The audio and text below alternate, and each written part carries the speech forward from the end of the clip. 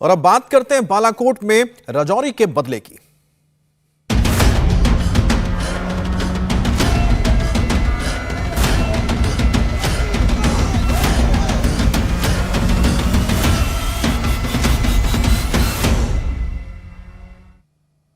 Bulletin की शुरुआत Rajouri target killing के बदले से करते हैं। जम्मू कश्मीर के पुंछ में सेना को बड़ी कामयाबी हाथ लगी है। सेना ने घुसपैठ की कोशिश कर रहे 2 आतंकवादियों को एनकाउंटर में ढेर कर दिया है। दोनों आतंकवादियों को लाइन ऑफ कंट्रोल के पास बालाकोट में ढेर किया गया है।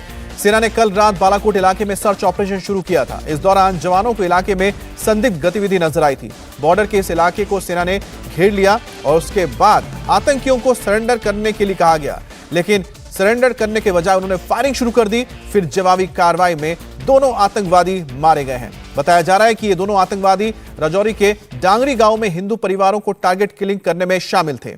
आतंकियों की इस काराना हरकत में छोटे बच्चे समेत 4 लोगों की जान गई है।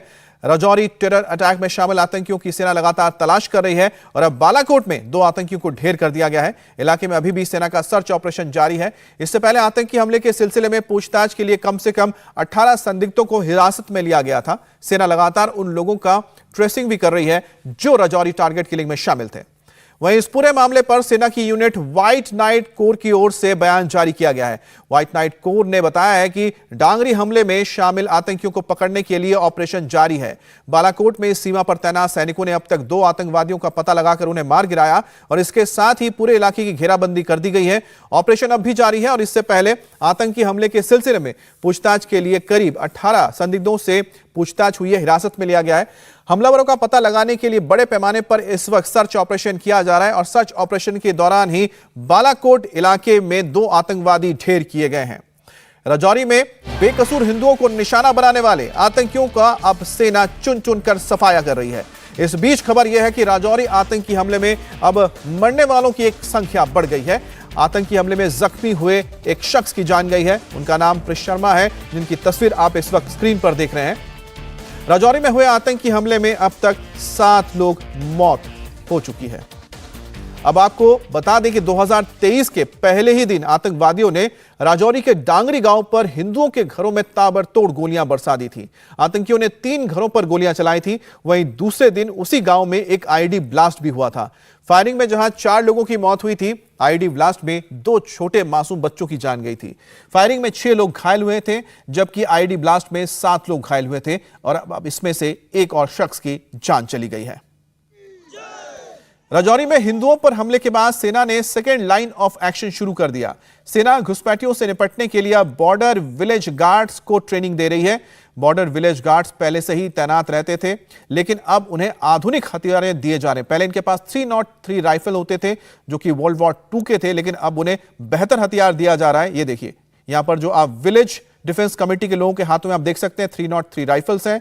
ये वर्ल्ड वॉर 2 के राइफल्स हैं और यही वजह है कि अब इनको आधुनिक हथियार दिया जा रहा है ताकि जो गांव वाले हैं जरूरत पड़ने पर खुद अपनी रक्षा कर सके। और सबसे बड़ी बात है कि जम्मू के इलाके, चाहे वो राजौरी हो या कि किश्तवाड़ का इलाका हो, यहां पर इसी तरह से विलेज डिफेंस कमेटी होती है जो कई बार इस तरह से आतंकवादियों का मुकाबला कर चुकी है, उन्हें ढेर भी कर चुकी है और इस वक्त एक बार फिर से उनकी जरूरत आन पड़ी है और सेना उन्हें मदद कर रही है।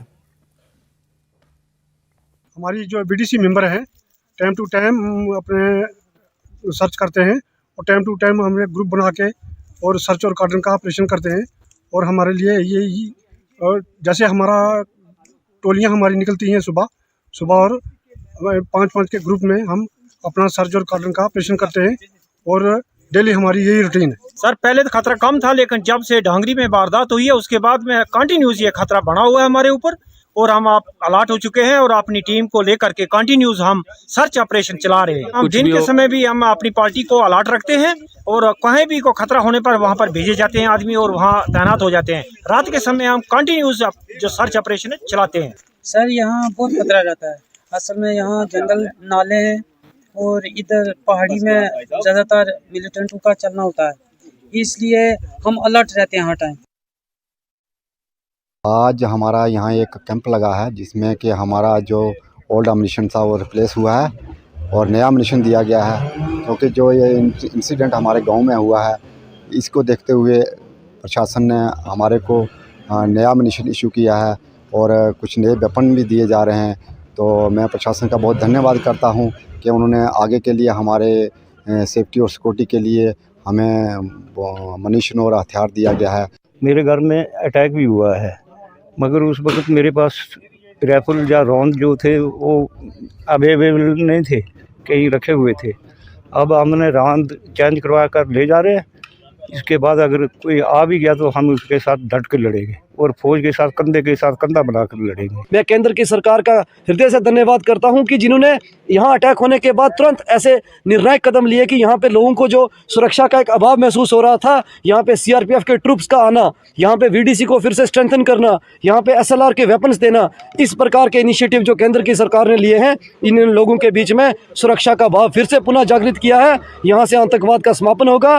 पीर पंजाल रिज को जो वो फिर से पुनः एक्टिवेट करना चाहते हैं, उसमें आतंकवाद कभी कामयाब नहीं होगा। इंडिया टीवी हर वक्त हर जगह डाउनलोड करने के लिए सर्च करें India TV news Google play store या ऐप स्टोर पर।